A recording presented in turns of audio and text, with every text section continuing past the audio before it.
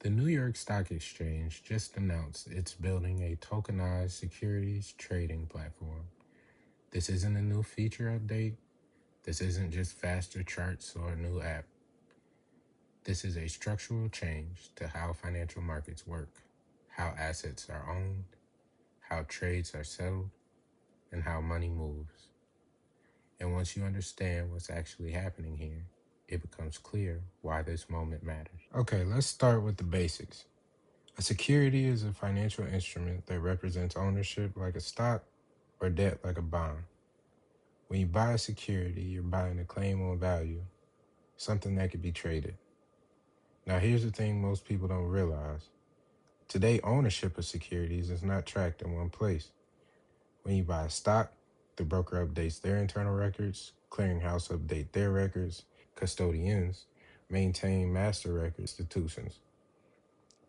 In most cases, you don't actually hold the asset directly. It's held in what's called a street name, meaning you own a claim through a chain of intermediaries. Because ownership is spread across multiple systems, trade doesn't settle instantly. That's why U.S. stock trades typically settle one business day later, known as T+1. This structure exists because older systems couldn't support shared, real-time records of ownership. This is the problem tokenization is trying to solve. Tokenization simply means representing an asset digitally in a system that can track ownership directly. The easiest way to understand it is with an analogy. Think about a casino. You give the casino cash, they give you poker chips. The chips aren't money, they represent money inside the system. Tokenized securities work the same way. A stock still exists legally as a stock, but ownership is represented by a digital token. The New York Stock Exchange plans to do this using a private blockchain. A blockchain isn't magic, it's a shared ledger, a database that everyone on the system references at the same time. Instead of using multiple institutions, keeping separate records, there is one source of truth. Ownership is represented by tokens held in wallets. If the token is in your wallet, you own it.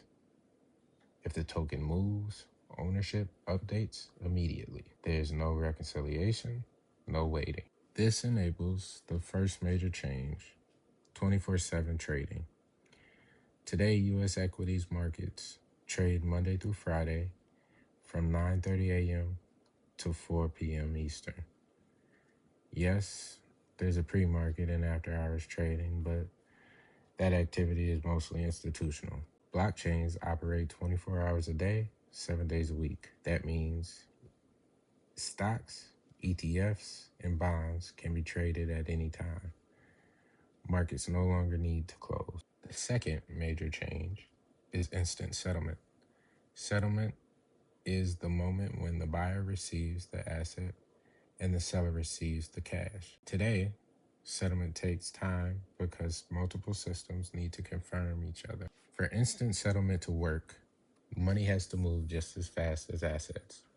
That's why the New York Stock Exchange plans to allow stablecoins and tokenized bank deposits. Stablecoins are digital dollars issued by companies that promise one-to-one backing with cash or U.S. treasuries. When you use a stablecoin, you're trusting the issuer to manage that backing properly. Tokenized deposits represent traditional bank deposits on blockchain, a claim on a bank, not fully segregated cash. The goal is simple: money that moves at blockchain speed. Now, let's talk about what this enables. Lower barrier to entry, global access, participation at any time from anywhere. That's real financial inclusion, and that part matters. But there's another side to this. 24-hour markets also mean 24-hour speculation, 24-hour leverage, 24-hour liquidation risk.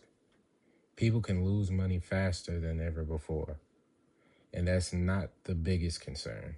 My biggest concern is power. Tokenized systems can become fully traceable, fully permissioned, and fully programmable. That means financial behavior can be monitored, restricted, or shut off. In extreme cases, access to money itself becomes conditional. And once money becomes conditional, power concentrates quickly. This isn't a fringe idea. The current chairman of the SEC, Paul Atkins, has openly said that securities are likely to be tokenized within just a few years, while also acknowledging the risk of over-centralization. At the global level, the Bank of International Settlements, often called the Central Bank of Central Banks, is working on a framework known as Finternet, a system designed to connect the world's money and financial assets into one unified network. I don't think this future is inevitable. There are privacy-preserving technologies like zero-knowledge proofs that make it possible to build financial systems without identifying every user end to end. The technology itself isn't the problem. The design choices are. Once financial infrastructure is built, it's extremely difficult to undo. That's why awareness matters now. Not to reject innovation, but to guide it.